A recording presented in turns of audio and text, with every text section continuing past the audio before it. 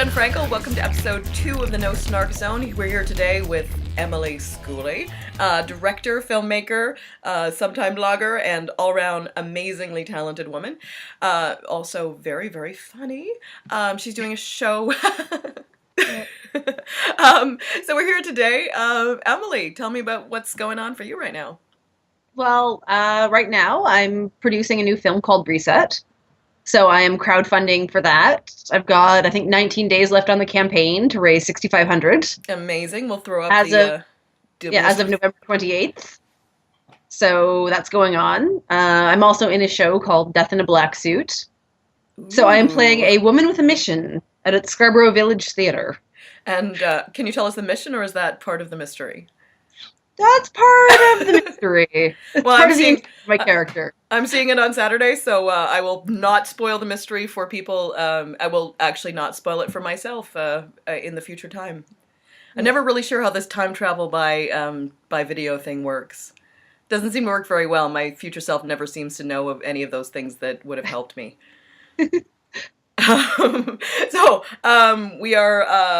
We're here today to actually talk a little bit about the kind of things that inspired us or that we remember reading from when we were growing up.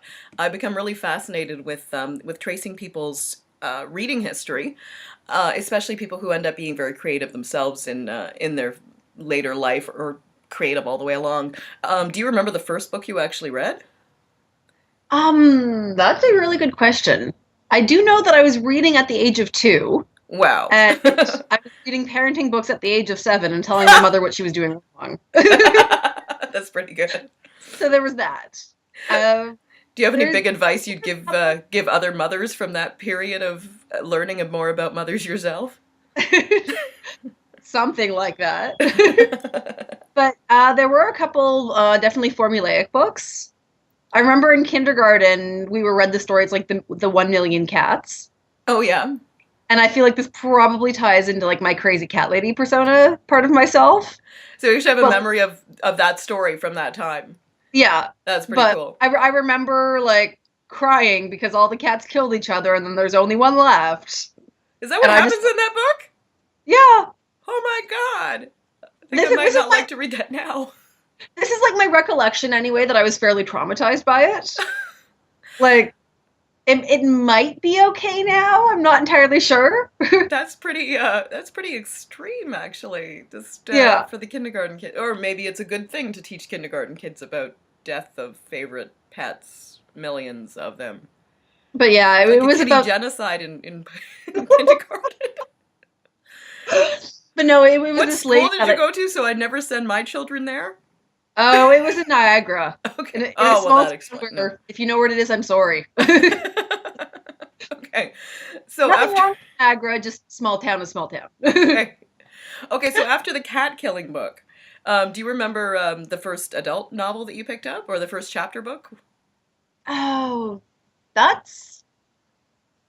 don't remember the first one, but again, like the most kind of impactful one, I actually picked up a YA book called Dog's Body. Okay. And I believe it was originally written in the 70s. It was about basically the constellation Sirius, if memory serves. And this constellation did something bad, and they were sent to live on Earth as a human dog. Oh, that's neat. Yeah. Okay, so you've got dogs and cats. You got kind of alien visitations. Yeah, and like it was definitely like the sci-fi sort of genre. So I think that probably put that seed in me fairly early on. That's really cool. Okay, so I mean, I know a bit about your work, and you've done some pretty cool horror stuff. You've done some kind of like out to the fringes of sexuality and and horror and stuff that, I mean, a lot of the stuff that you do and write about. I mean, I don't think it's weird, but it probably is not totally mainstream. I think that's safe to say. Yeah. And I don't think I want to do anything too mainstream at this point. Well, it sounds like some of the good memories from childhood reading might not necessarily be the most mainstream stuff. I mean, you haven't mentioned, were you a Sweet Valley High girl or anything like that? I did read a bunch of those. I actually like obsessively collected the Babysitter's Club books too. Oh, that's cool. But Nancy, I was one of those like I had, hundreds of books. Right. Yeah. Well, that kind of means that makes sense though, because you've continued to be a writer as well. So it always seems to me that the best, one of the best uh, predictions of whether somebody is going to want to write is whether they read or not. You or at least you kind of hope so. I think we seem to be we almost seem to be entering a time where it's watching television and movies that makes people want to write, which I always wonder about the ability to write when you haven't actually read, because I mean obviously words are very different on a page than they are when you actually see the final product, because a script is basically a blueprint. Yeah, and it's like, you couldn't necessarily watch a TV show and then go write a script if you don't know the foundations of writing a script or telling a story. Yeah, Yeah. I was going yeah. to say, kind of along with that, another thing I do remember was, again, ties into the animals and things like that, but I actually wrote my first script at about age 5 or 6. And it was this like little 2 pages in a little line notebook, and it was for my cat to act out. So, Oh, did you have any luck with that? no, cats. Enough said. You should have showed her the Million of Cats book and just explained to her what might happen if she doesn't comply. I'm just thinking you got to do someday. You've got to actually do like a whole cat Highlander thing where there can be only one, and okay, we'll leave that to one of our crazy animator friends to do that. Yeah. Okay, so what other books were really pivotal for you growing up, and are there any that you still read now? Well, I got into Anne Rice about the age of 10. Okay. So, I think I was always leaning a little bit more towards gay undertones or gay overtones or any kind of that fun stuff before I really even knew what it was. That homoerotic richness that we love. Yes. And also, sexy vampires in tight pants, because who doesn't love that? um, I'm always kind of too interested about. Let's see if I make that chair squeak a little more.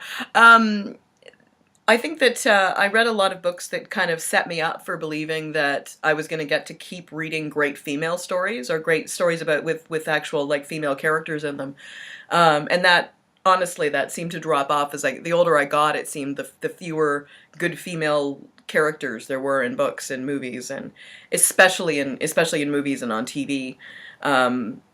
So many writers are female that do actually write novels, and I would say that probably it's one of the areas in which women are as successful as men, or seem to be at least as visible as men. But we don't always have the best female stories coming out of women. Like that's interesting with Interview the Vampire. I mean, short of actually, I don't really think of there being great female roles in that. There's been there are sort of some like iconic objectified roles, like the queen of like the vampires, and the little girl whose name I can't remember, who Kirsten Dunst played so beautifully in the movie. Oh, I know it's not Cordelia, but I feel like It's like that, yeah. maybe.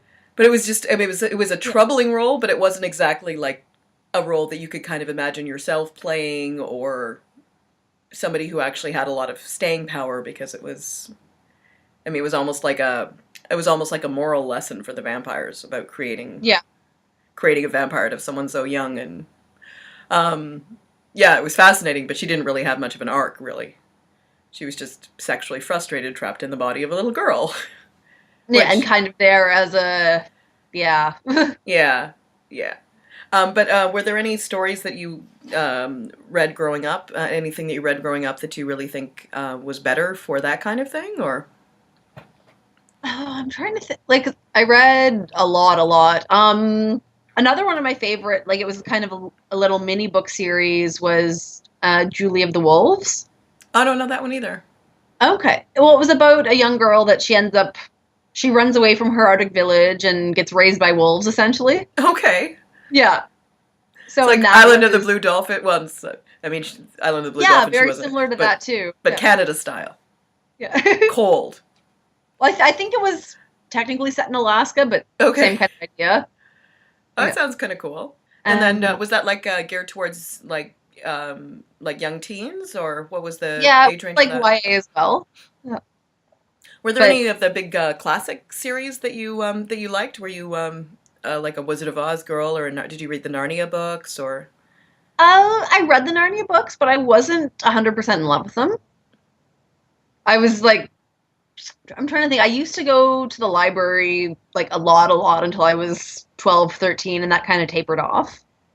So I'd be reading, two, three, four, five books at a time. Right. Yeah. And then now So, I'm like, now I spend a lot of time on the internet reading or writing bad fanfic or I'm amazed watching. at the amount I'm like actually reading on this tiny. This is my reading device when I read books. It's small, but it's good to take to bed. Yeah. And equally as bad to drop in the bathtub. Yes. Hence why I was holding my tongue. Yeah, exactly. Were there adult books you were reading when you were a kid? Besides, because I don't know. I mean, I think a lot of young adults would read the Interview the Vampire series. Probably not as young as you did. But did you read any books that you felt were kind of these are a little naughty because an adult was meant as an audience, or? Um, I did also discover like the trashy Harlequin romance novels pretty early Oh on. yeah. Have you continued to read those, or is that kind of a thing of the past? It's a very occasionally, but there's so many other things that I want to be reading that it's low on my list of priorities. Right. I have a couple that I bought when I was in high school that are still somewhere on my bookshelves, but But you're a person who actually pretty much has books on their shelf that they've read, not oh yeah. necessarily ones that you haven't read but that look good there or anything. Yeah, no, I do tend to buy books going, I either intend to read this or I read it and I love it, Cool. or, I have these five other pieces in the collection, so I need this one. Yeah, but, Would you mind talking a little bit about Reset? oh, not at all. Cool. Okay. I'm actually thinking that it'd be interesting to hear because this is I don't want to spoil I don't want to spoil either the setup or the payoff for this, but there's a medical mystery that goes along with this with Reset. Well, we can talk about the setup because that is going to be part of Right. kind of my pitch, I guess. Okay, so Yeah. it's about a woman with cancer, with Yeah. with a terminal cancer that's come back from remission, Yeah. and she's in like a very tentative part of a new relationship, so she's not sure how much she should actually tell her new lover, this woman Or, that she's been. yeah, and it's kind of that the relationship she has with the other woman is, are we together? Should we be together? Do you have feelings for me? Are you Should I absolutely put it sure you're on you? not straight? Yeah. Yeah, so And it's kind it's of like great. I've kind of been pitching Reset recently as sort of Eternal Sunshine of the Spotless Mind meets The Fault in Our Stars. Which is nice because it's a slightly more sophisticated love story for sure. Um, but I was just curious actually about the genesis of you wanting to talk about cancer, about you wanting to talk about like fringe science and the potential for for advances in Mm. disease control. Did you actually Well, do reading, or what? How did you actually come up with and? my first concept for this film was sort of two or three aesthetic scenes I kind of pictured in my mind. And this was probably at least 2 years ago. And I Okay. was going, that'd be interesting. That'd be pretty. So I tend to think from a very visual point of view. As a filmmaker, that's definitely valid. So Yeah. was the idea of the shoreline and the two women walking along the beach, was that one of the images, or? That was, yeah, that was one of them. And then kind of as I got more into developing the story, developing the concept, I kind of feel like I just kind of reached into the collective unconscious and grabbed something. Okay. Yeah. What did they help you most with, those unconscious people? I think it's more just the concept and the ending of the story Okay. that, as we've discussed, very interestingly ties into some recent medical research. Right. And Yeah. that was a fluke?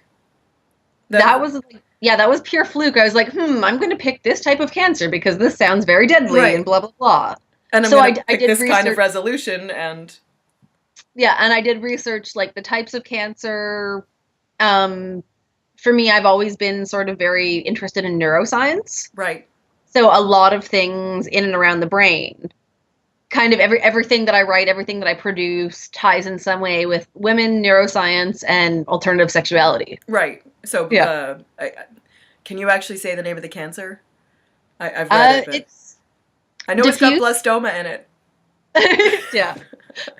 Yeah. Diffuse glioblastoma multiforme. Right. Okay. Yeah. And if you're one of those people who can parse words out into their own little pieces, you can probably figure what that is. Otherwise, maybe I'll throw that up on the bottom of the screen, and people Yeah. can Google it if they want. They can, yeah, put it in and horrify themselves adequately. Yeah. So, how much money are you raising for the budget through? It's Indiegogo, or is it a Kickstarter? Okay, so an Indiegogo Yeah, campaign. so I'm asking people to support for $8,000 total. There is a little bit more going into the budget that's coming from like my own sort of back end, like I'm putting in myself. Your own But angels. yeah, but 8,000 is what I'm asking for to, be able to cover my costs from post production, Right. help me pay my crew, help me pay my actors, cover some of the editing, some of the post production, and then some of the marketing for film festivals as well. Cool. Yeah, that's important. It's always amazing when I think especially in Canada, we never seem to put marketing and promotion and visibility for the final finished film into our Yeah. budgets. So we make films that nobody sees because nobody could possibly know about them. And that's definitely part of my goal with this one, is to say I want people to see it. Obviously I want people to love it or be pissed off by it, as Right. long as they feel something. Awesome, though. We're gonna throw up the addresses for your reset campaign. When does it end? Just so people know. December 16th, I think. Okay, so it's December Let me 16th, 2014. If you're watching this after, Yeah. you will have to contribute to Emily's next project. Yeah, Yeah, we'll check that out. Yeah, I was gonna say, my goal is, I'm gonna be making this movie no matter what. Right. But if we don't hit our goal the first time, I'm gonna be bugging people for money again. So let's just do it now, because it's gonna happen either way. Okay, that sounds good. So if you don't Yeah. want Emily coming at you with a second Indiegogo project for Reset, pony up your pennies now, and we'll see if Bring we it get in, this because I'm funded. doing it. But Excellent. Okay. we have 18 days left. 18 days. Okay, cool. Yeah. Thank you so much to EMILY SCHOOLEY. I can't believe this, despite the fact that you are in a cat-filled house. We have not had any cat-filled interruptions this They're time. all sleeping. They're lazy buggers. Oh. There's one over there sleeping. There's one over there sleeping. And the other three are somewhere. See, people, this is what the magic of movies is all about. You can hide anything just off screen. Yeah. Like the fact that I'm not wearing pants.